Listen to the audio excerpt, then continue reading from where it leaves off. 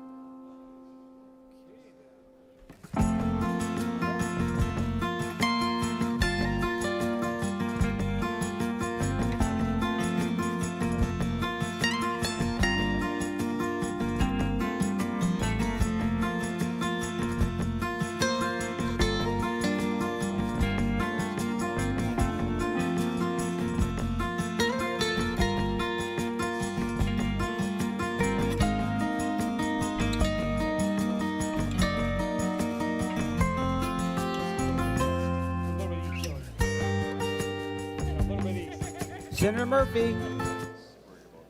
Anyway, there was a bar we hung out there when we were your age, and we'd show up there about once Thank you, a year. Mr. President. Is there a privileged report at the desk?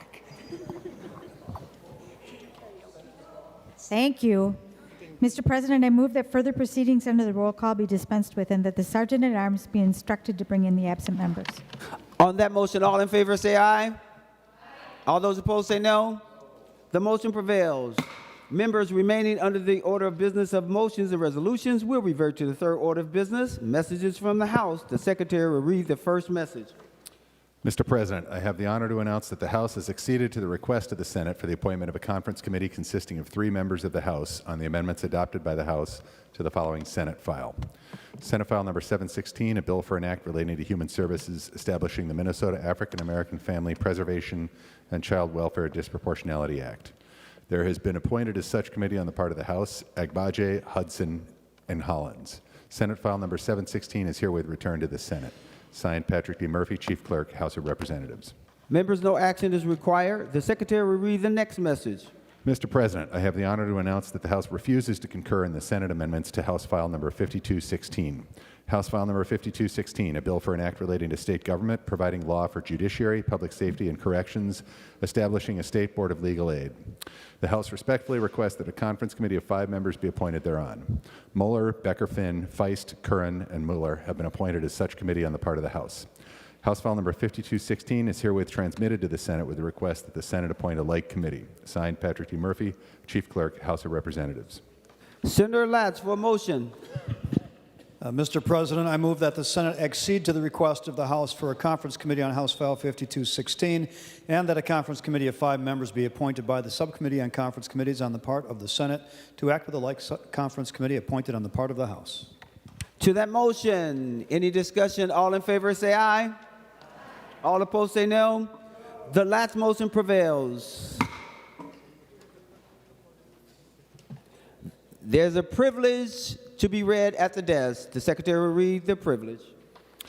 Senator Murphy from the Subcommittee on Conference Committees recommends that the following senators be, and they hereby are, appointed as a conference committee on House File Number 5216. Senators Latz, Umu-Verbaeten, Seeberger, Westland, and Limmer. Senator Murphy moves that the foregoing appointments be approved.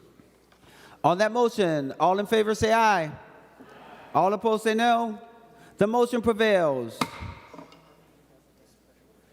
Senator Murphy to designate special orders. Thank you, Mr. President. Pursuant to Rule 26, I designate the following bills be made special orders for immediate consideration. Members, the list is on your desk. Members, that is correct. The special orders list is on your desk, dated May 17, 2024. We will take up House File 5216, Senator Hauschild. Thank you, Mr. President. I move that the amendment made to House File 5246 by the Committee on Rules Administration in the report adopted May 13th, 2024, pursuant to Rule 45, be stricken. Senator Hauschild moved that the amendment made to House File 5246 by the Committee on Rules and Administration in the report adopted May 13, 2024, pursuant to Rule 45, be stricken. To that motion, all in favor say aye. Oh, you have to explain it first before we go there. Senator Hauschild, please explain. Mr. President, are you asking me to explain the overall bill, or are you asking me to explain the motion?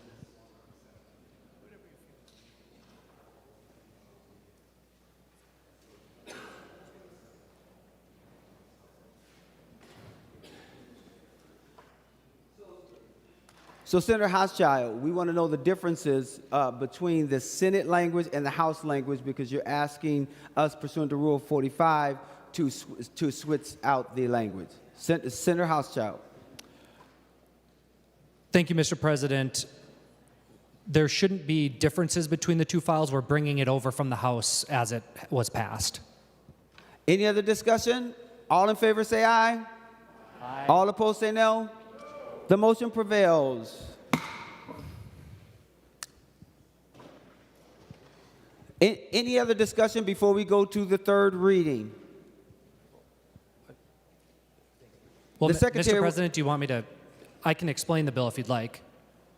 Sorry, I thought that I am misunderstanding what your directions were. If I could just describe the bill, that would be great before third reading. That would be great. That's what I was asking earlier to explain the difference. So even if you say, I see. hey, it was about this and there was no changes. Thank you, Senator Hauschild. Thank you, Mr. President. Apologies for that miscommunication. This bill helps us address the settlement on the Tyler versus Hennepin County U.S. Supreme Court case, which ruled unanimously that Minnesota's tax forfeiture process is unconstitutional. 2 class action lawsuits were filed against the state, and the Attorney General and plaintiffs reached an agreement on settlement terms on February 28, 2024.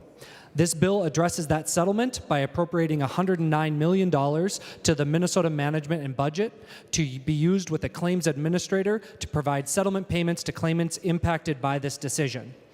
The $109 million is available to counties with tax-forfeited land that agree to certain terms.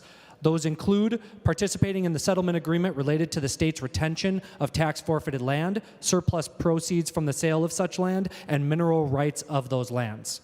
2, they provide the commissioner with all public property tax records reasonably necessary to effectuate the settlement agreement by August 1st, 2024. And 3, that they make a good faith effort to sell all properties forfeited between the applicable start date and December 31st, 2023. In addition, counties must agree that for any sale, the county will conduct an auction of the property, either in person or online, and list the property with a broker, sell the property for no less than the appraised value, and sell the property for cash only and not on terms. In addition, Mr. President, this bill will set up an agreement with counties to encourage the expedited sale of tax-forfeited land by providing the counties with 25% of the proceeds of any sale on or before June 30th, 2027, and after that, 15% of the proceeds of any sale on or after July 1st, 2027, and before June 30th, 2029. The bill specifies that counties that do not affirmatively notify the administrator by August 1st, 2024, in writing that it is not participating in this settlement will be deemed to have elected to participate. If the county decides not to participate, Mr. President, they retain all risks of liability for claims related to the properties forfeited before January 1st, 2024.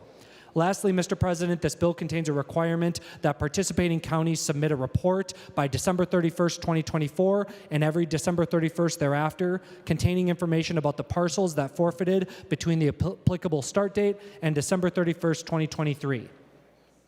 Mr. President, with that, happy to move to third reading if there's no further discussion. Any discussions? Any amendments? Seeing none, we would give the bill its third reading. House File Number 5246, a bill for an act relating to state finance establishing a tax-forfeited land settlement account. Third reading. Any other discussion on the bill? Senator Dames. Well, thank you, Mr. President and members, and I would urge a green vote on this bill. As a county commissioner, I'm fairly familiar with what happens with this tax forfeited property. And some of the things that I'd just like to bring up and discuss a little today is the condition a lot of these properties that the counties get back, in many cases, are in pretty tough shape. In many cases, in order to make a sale on that, you have to put quite an investment into it. And then, fortunately, sometimes you get your money out, sometimes you don't. But the other thing is that when tax forfeiture property is foreclosed on, the individual that's getting foreclosed on, that property they've had to miss a 1 year of tax payments, and they can go up to at least 3 years before those payments have to be paid before they start the foreclosure proceedings, or the tax forfeiture proceedings would be a better way to put it. In some counties, you can even get a program to pay that back over a number of years. The other thing is that when you have a piece of property that comes back, that piece of property not only affects the person that has lost the property, but it affects all taxpayers.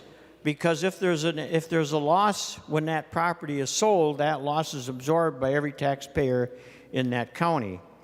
Another thing is that many a times you'll get a piece of property that is a fairly large building, and in one case in my district we had a school building, and that school building was sold by the school to a developer. The developer decided as he got further into the project that this wasn't the building that was going to work for him, so he left it go back as a tax forfeiture building.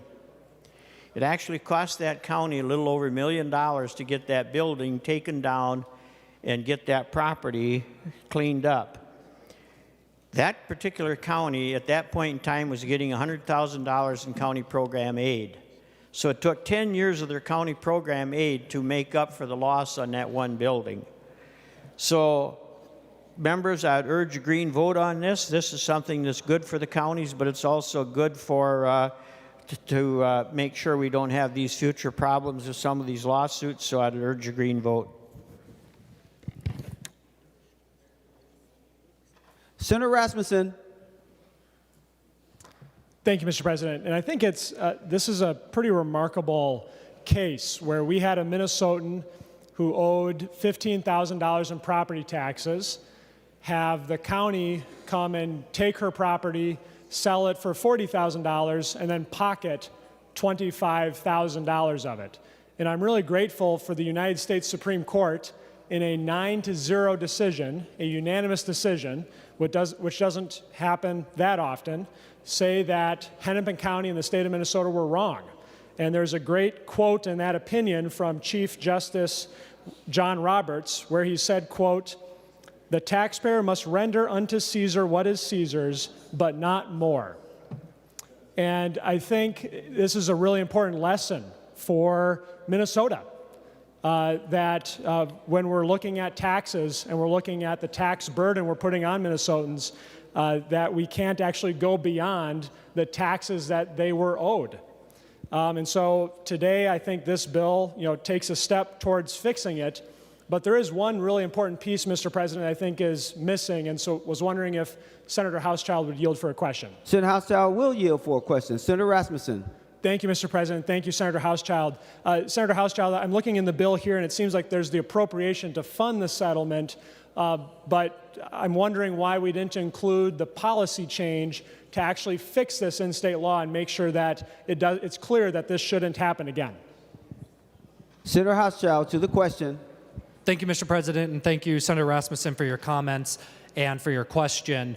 That bill is moving as a separate bill and has been worked on by another author, and that bill is being worked on as we speak.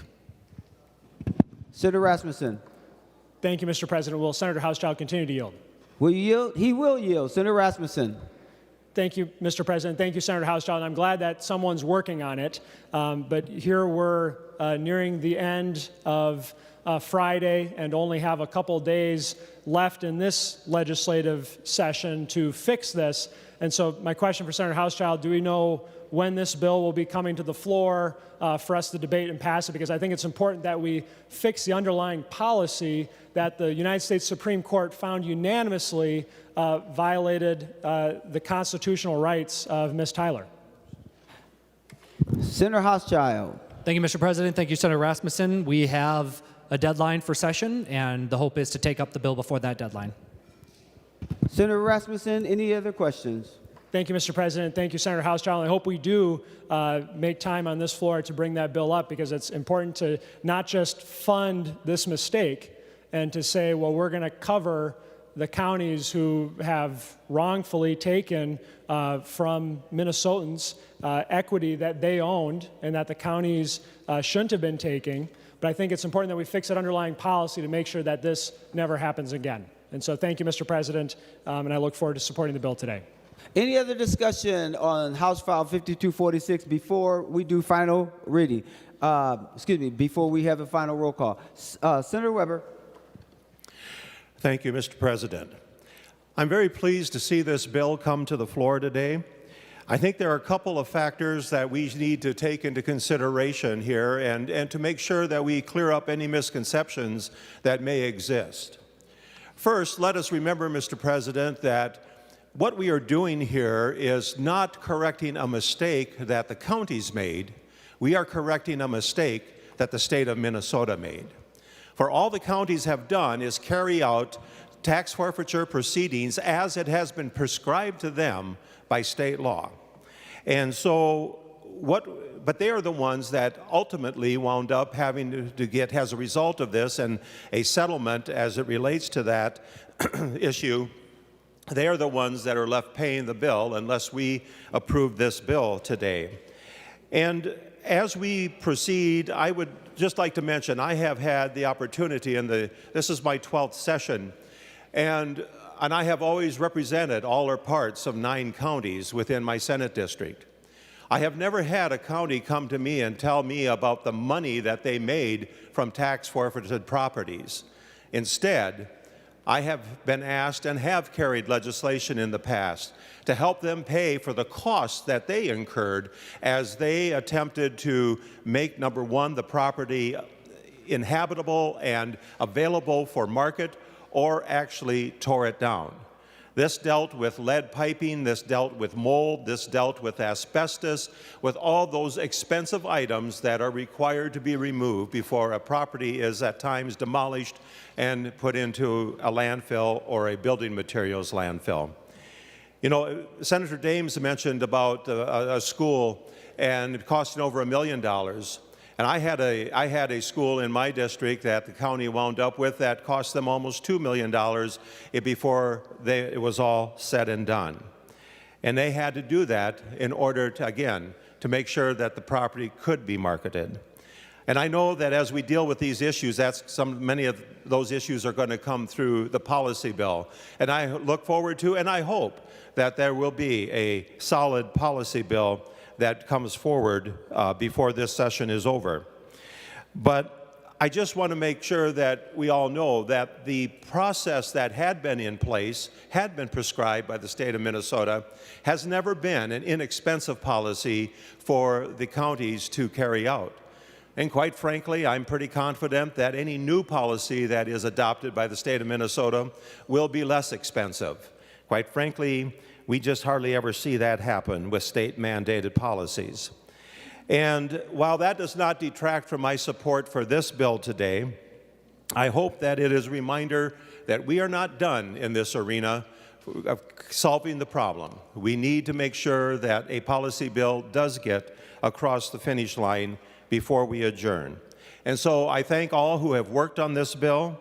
And this is a critical issue for counties across this state, and I urge all to vote in favor of this bill. Senator Murphy. Thank you, Mr. President and members. This is indeed an important piece of legislation we are taking up right now to right a wrong that has been a part of state law for nearly 100 years. that would allow the forfeiture of land and allow the counties to keep proceeds after selling the land and not returning the excess to the former owner. That's at the heart of this.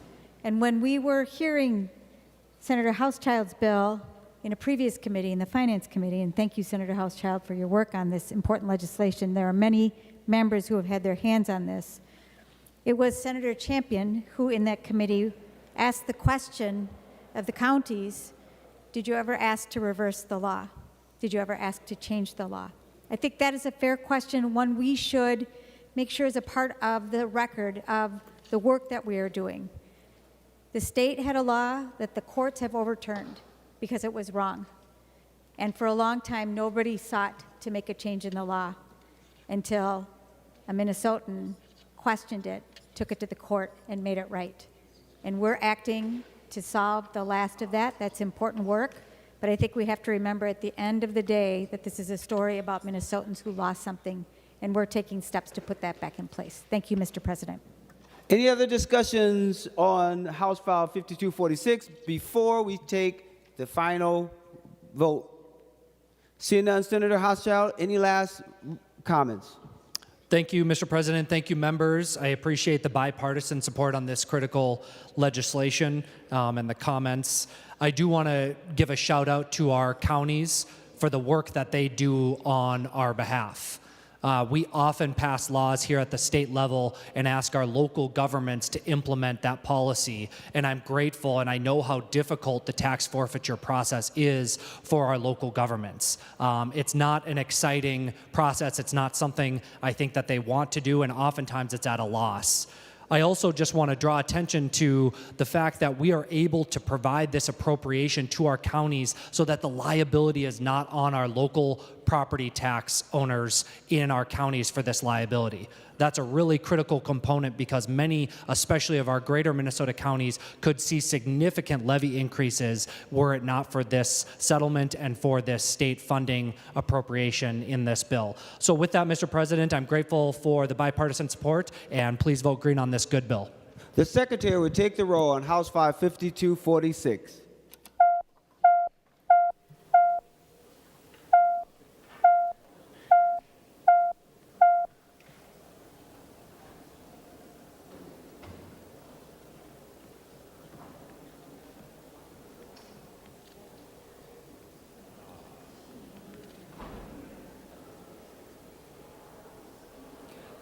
Senator Bowden, for those voting pursuant to Rule 40.7. Thank you, Mr. President. Senator Dietzig votes aye. Senator Dietzig votes aye. Senator Port votes aye. Senator Port votes aye. Senator Latz votes aye. Senator Latz votes aye. And Senator Seeberger votes aye. And Senator Seeberger votes aye. Senator Lang, for those voting pursuant to Rule 40.7. Thank you, Mr. President. Senator Duckworth votes aye. Senator Duckworth votes aye. Senator Jasinski votes aye. Senator Jasinski votes aye.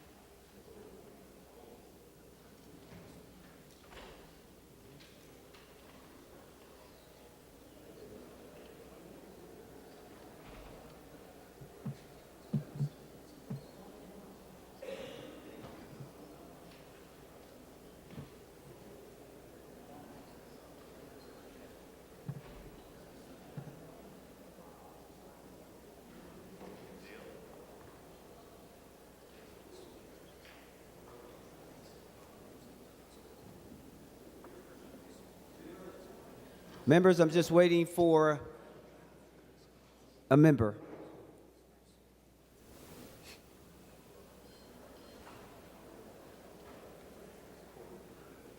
All senators having voted who desire to vote, the secretary will close the roll. There have been 66 ayes and 0 noes. House File 5246 is passed and its title agreed to. Senator Murphy for a motion. Thank you, Mr. President. I move a recess to the call of the president. Watch your emails, members, and I'll see you soon. On that motion, Senator Johnson. Sorry about that, Senator. Senator Johnson. Thank you, Mr. Chair. Senate Republicans will caucus 323 following recess. On the Murphy motion, all in favor say aye. All those opposed say no. The motion prevails and the Senate is now in recess until the call of the president.